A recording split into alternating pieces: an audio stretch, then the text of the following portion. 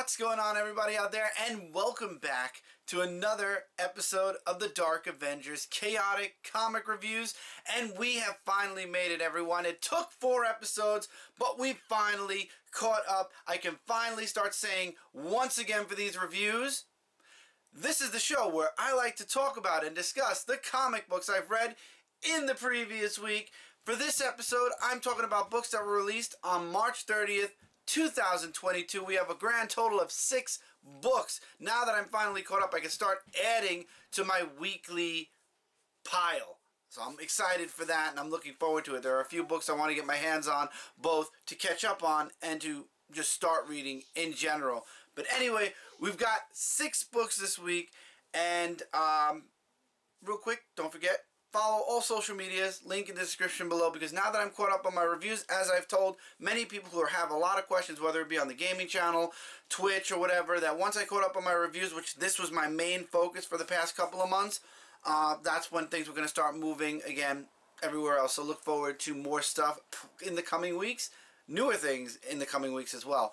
But that's then. This is now. Let's get into this review. And this episode, I'm going to be starting us off with Teenage Mutant Ninja Turtles Annual, 2000, I was going to say issue number 1, but it's 2022. They just put the year on it.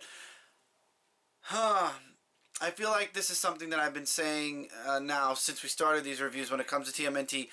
I'm not really a fan of the art choice. And for this annual, I am even more so not a fan of the art choice that was made. IDW, I really hope you guys find a way to get better art for TMNT, and we're going to talk about the main issue in a moment, but I just was not feeling the artwork. The story itself was interesting, where it's all about their father. I love how they're still dealing with the loss of their father, and this ghost that they end up fighting channels their pain, their anger, and whatever, and it all stems from not wanting to go back to the lair because they're avoiding, the feeling of sadness and loss because of Splinter's death. And I liked it. I liked the fighting. I liked that they all switched to the red bandanas at one point for the final fight. But again, the artwork really is what took me out of the book. I got used to the way the TMNT artwork was from pre-100, even the first, I would say, 10 issues after 100, the artwork was the same, and it just feels like the artwork has definitely changed a lot since then. And that's what took me out of the annual, was really just the art. I wanted something a little bit stronger than what we got, so hopefully we'll get something better next year. I did like the story, though. Again, if you like TMNT like I do, you're going to be picking this up regardless. I just hope we get stronger artwork next time. Let's talk about the main TMNT book, Teenage Mutant Ninja Turtles, issue number 127. The Turtles are regrouping after the Toad fight, and now also you have this doctor, and we're learning all about him and his operations. And I love how Aliplex kind of has this lingering thought in the back of her mind that all isn't what it seems, but Donatello is completely infatuated with this guy, especially because he could possibly help Donatello with his turtle shell. And they leave, all the turtles show up, and then they all leave, but they're welcomed back, and he's like a doctor. When anybody gets hurt, he takes them in, he heals them, and sends them back, but he hates humans. Because Casey had this cut and he was asking about stitches, and the doctor's like, I don't deal with humans, I only deal with mutants. So he definitely has almost too much of an infatuation with mutants. Later on in the book, Donatello decides to go back, and Aliplex goes with him.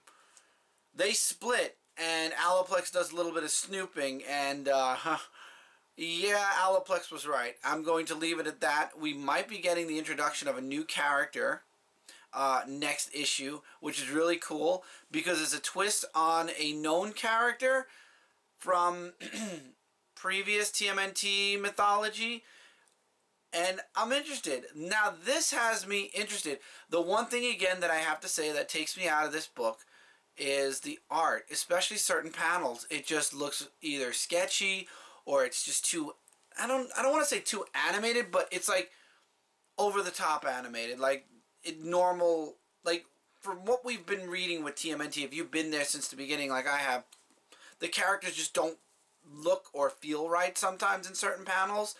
And again, hopefully next arc we'll be getting a different artist. I'm not sure if this artist is going to be staying on for a while. And again, it's just not, for me, it just doesn't feel like TMNT art style. It's a good art style, it just does not fit this book, in my opinion. But all in all, the story is definitely interesting, and I'm really looking forward to next issue's introduction of a new slash older character from the mythos that we haven't seen in the comics yet. So I'm looking forward to seeing how this character gets introduced. Alright, next up we got Amazing Spider-Man issue 93, the finale to this arc, the finale to this book, and then we're getting it relaunched again at number 1 with, oh god, I get itchy every time I think about it, with the John Romita Jr. art.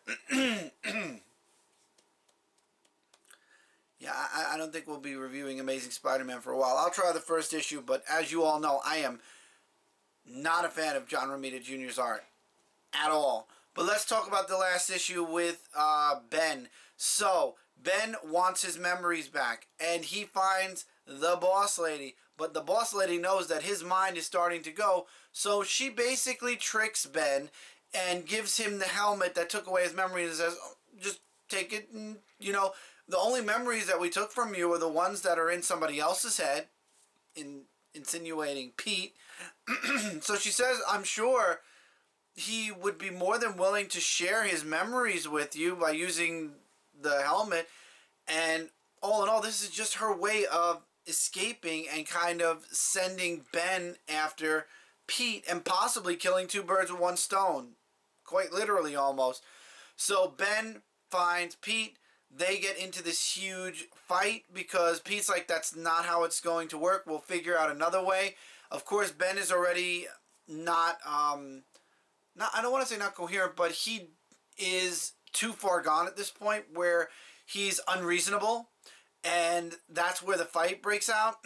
And I love how Pete finally has just had enough of dealing with Ben and the whole thing. And he kind of like snaps a little bit. And in the end, the helmet's destroyed. Ben basically lost, and we get this ending where it looks like Ben dies, but of course he doesn't. We get that little teaser at the end of this issue, and I'm scared to know what happened to Ben because his girlfriend finds him, and all we get is a shriek and or an "Oh Ben" or "Oh my" or whatever, and that's where we're left off. And then we have Pete moving in with MJ. That was a shocker. I'm surprised that Marvel is letting this happen. However, from what I've read in the next arc or in the next volume, things don't go so hot for Pete and Mary Jane, at least not in the beginning. So I guess we're going to wait and see where that goes. But I don't know how I feel about John Romita Jr.'s art. Not something I'm really looking forward to seeing. All in all, this was a great arc. I did enjoy the Beyond story arc. If you missed out on it, they're making trade paperbacks. The first two are out now. This one would probably be the fourth. I think there's going to be a third one in between from the previous arc to this one. I recommend it. I did enjoy Beyond. It was nice seeing Ben back as Spider-Man for a little while.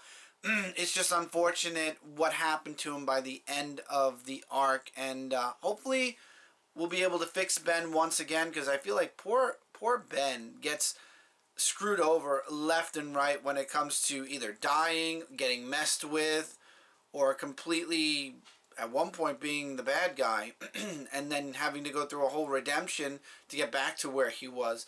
So hopefully we'll get Ben back at some point. Anyway, let's move on to War for Earth 3, issue number 2, the grand finale of War for Earth 3. And I gotta say, I feel like this wrapped up way too quickly. So the book opens up, the Teen Titans are already on Earth 3, they're already fighting, and then you have Flag who is trying to reach out to Ultraman and warn him that basically he's being Amanda Waller's stooge. That she's basically going to take Earth 3 off the map.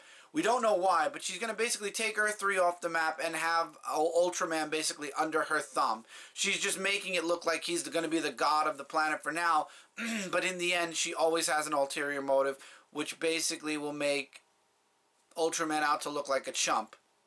He gets pissed off, and things go to hell. On the other end of things, Amanda Waller finds out about the students that stowed away on the Teen Titans ship. And apparently, because she gives them back to the Titans and just says, basically leave, the Titans are like, okay, this is not our fight. We're going to take it. And Commander Flag shows up and they're like, listen, man, this isn't our fight. Our most important, the most important thing to us are our students. So we're taking them and we're leaving. We're bugging out. I'm sorry. This is all on you and your Suicide Squad. We're done here. And basically they leave. That was the entire involvement of the Teen Titans. Was they were there, the students got captured, and then they left.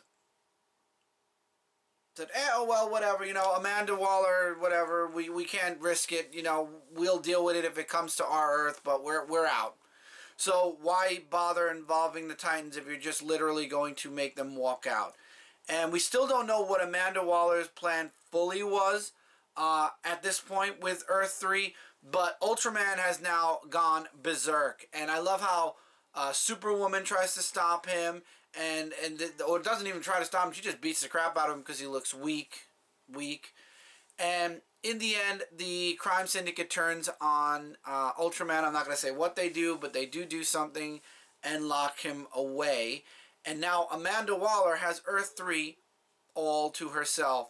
And when I say that, I'm going to give this spoiler away because I don't think we're going to hear about this for a while, but the Suicide Squad Superboy, who is a clone of the original Superboy clone, so he's a clone of a clone, becomes Superman of Earth 3 and leads the crime syndicate, which basically Amanda Waller is now calling her Justice League. So the Suicide Squad for Amanda Waller is done. Now she has her own Justice League instead. And she takes Earth 3 off the multiverse map. So now there are 51 Earths.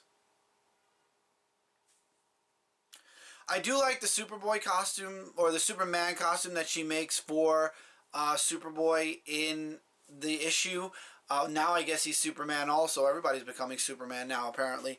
But he's the new Superman and leader of the crime syndicate squad, as well as his girlfriend, whose name I don't remember because I haven't read Suicide Squad in a while. Once I found out that wasn't the Connor, it was a clone of Connor, I stopped reading because Suicide Squad was going downhill quickly. So I just said, okay, I'm done. I'm out. But I feel like it wrapped up a bit too quickly.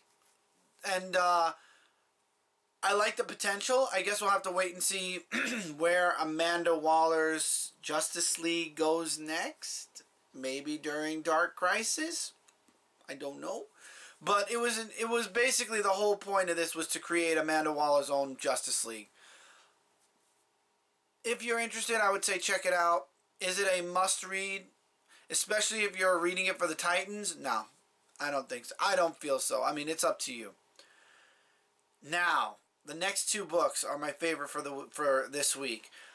Batman Beyond, The White Knight, issue number 1. In the White Knight universe, we are now in the future. We're in the Beyond time. And Bruce Wayne has been serving time in jail. He went to trial. He was locked up. And he's only a couple of months away from actually possibly being released on good behavior because he's in the prison. And he works with the security officers and the police. And he is keeping the Bat family, though, away at arm's distance. And he's just doing his time. And what happens is Terry is working for someone. I don't want to spoil that, but this someone basically has been taking the Wayne's fortune. And he is in power. And they find the Beyond suit that Batman created before he turned himself into the police. So this person has been basically, I believe he's the mayor. I'm gonna just spoil it. His name is I forgot his first name, but Powers, and he is now using the Wayne Fortune to make a stronger police force by using all of Batman's old equipment, and he's using money to do all that. So basically, he stole the Wayne Fortune, he stole the Bat technology, and now they found the Beyond suit, which is the most powerful Batman suit in the White Knight universe. So Terry finds it and has to put it on because he's trespassing, and he uses it to escape. And now he is playing Batman, and Bruce finds all this out in prison, which there is a very, very nice Jason Todd, Bruce Wayne sub-story going on in this issue, and I love that too. I love the development between Jason and Bruce. The only thing that I was a little confused on, and maybe it was because I wanted to read these books so quickly so this way I could get this review out, was did in this universe Jason Todd come first? Because the way they're talking is like Jason Todd was the first Robin and then Dick replaced Jason instead of the other way around. Maybe I misread it, or the way the dialogue was lined up, but I believe I remember seeing there's a scene where Jason comes back after almost dying. In this universe, Jason Todd did not die. Joker tortured him and found out that Bruce Wayne was Batman, but did not kill him. He ended up letting Jason Todd run away. So this universe is very different. So I don't know if Jason Todd was technically the first Robin. Maybe it was mentioned somewhere else as well. There's going to be a one-shot actually with Red Hood, which I'm looking forward to. Red Hood, White Knight. So I'm looking forward to that. But anyway, Batman finds all this out, and Bruce basically breaks out of prison because he wants to stop Powers and this new Batman from basically possibly somebody getting hurt. Maybe the Batman, maybe other people. But he basically wants to prevent the insanity from beginning again. And then the book ends, and this is the hugest spoiler because I think this is in Bruce's head a little bit. Joker is somehow still alive. Question mark. I think it's in Bruce's head, but we get to see Joker again at the end of the issue. But not as Joker, as when he was restored, when he wasn't insane anymore. So it's going to be interesting to see if it's in his head or if Joker actually somehow is alive. This is an amazing first issue. I loved it. If you aren't checking it out, pick this book up. The White Knight universe has been a joy to read so far. There was the original. There was the, I forget what the second arc was called, but there was the one with Azrael. And now you have this universe with Beyond. I'm super excited. This is definitely one of the two must-reads this week. The other one is DC versus Vampires, issue number 6. This issue had so many twists and turns in it. It was crazy. You had Wonder Woman and Green Lantern versus the few Justice League survivors. They found a way to turn Superman in previous issues. I haven't been able to review this yet. So they found a way to convert Superman in previous issues, and they've got all the power they need, and they just want the rest of the Justice League kind of to submit. And Batman is obviously leading the resistance against them, and there's somebody else, a sleeper agent that's already been turned that Batman doesn't know about. And I love how they beat Green Lantern. Wonder Woman is still a prisoner, and then, and this is a spoiler alert, we find out who was converted, and it was Nightwing. And the twist basically sends the Bat family into basically not a frenzy, but it turns out to be this huge fight between Nightwing, a powered now Nightwing, because vampires apparently have superpowers, versus the Bat family, and we lose another member of the Bat family due to Nightwing. And what happens is they try to keep Nightwing fighting and Wonder Woman fighting so they can find a way to escape, because they are not winning this fight at the moment. And that was a twist I didn't see coming, and I love when a comic book can deliver on something that I didn't see coming. I didn't think they'd turn Nightwing. I thought they would have turned Red Hood, which actually is the character that was turned, and then basically he asked Batman to save him, and he was saved before he fully turned. But anyway, it's crazy how one by one the heroes are falling to the vampires, and in the end, Damian stays behind to fight Dick, and let's just say things don't go well there either. But Batman, Ollie, and the rest end up escaping, and it ends with Superman attacking the White House. They've got their their superpower being or vampire in their corner. How is the Justice League going to stop Superman? How are they going to stop the vampires? I don't know. I love the artwork in this book. I'm really intrigued in the story, and this is the first vampire story I've wanted to actually read in a long time, because everybody remembers way back when Twilight was, the trend. Vampires became very trendy in comic books for a long time, and it got really old really fast. After a long break from vampires, I will say this is it's nice to see a breath of fresh air when it comes to vampires, and this actually is a really strong maxi series, because I believe it's 12 issues. I would highly recommend it. All 6 issues are available online still. I would definitely say check out DC vs. Vampires. Amazing book. And also Batman Beyond, The White Knight, issue number 1. Both of these books I give my highest recommendation for this episode. I definitely recommend you go check them out in your local comic shops, or if you use Comixology, on Comixology. These are my 2 top books of the week. And with that, we are finally caught up. That is it for this review, everyone. Once again, don't forget to check the links in the description below for social media, Twitch, and I also have a Discord. What else do we have? Do we have anything else? This week, I believe this episode should be going up on Wednesday. Last episode went up yesterday. Look forward to episode 5 as soon as I get all my books read. And as I mentioned, now that we are caught up, I will be starting to add more books to the weekly pile. If you have any recommendations, feel free to let me know in the comments below. I'd love to hear your thoughts. And if you'd like to share your thoughts on any of the books I talked about on here, feel free to let me know your thoughts on the books I reviewed on this episode as well. Till next time, everybody, take care, keep reading, keep collecting, and I will see all of you really soon in the next episode. Look forward to new stuff coming soon. Later, everybody.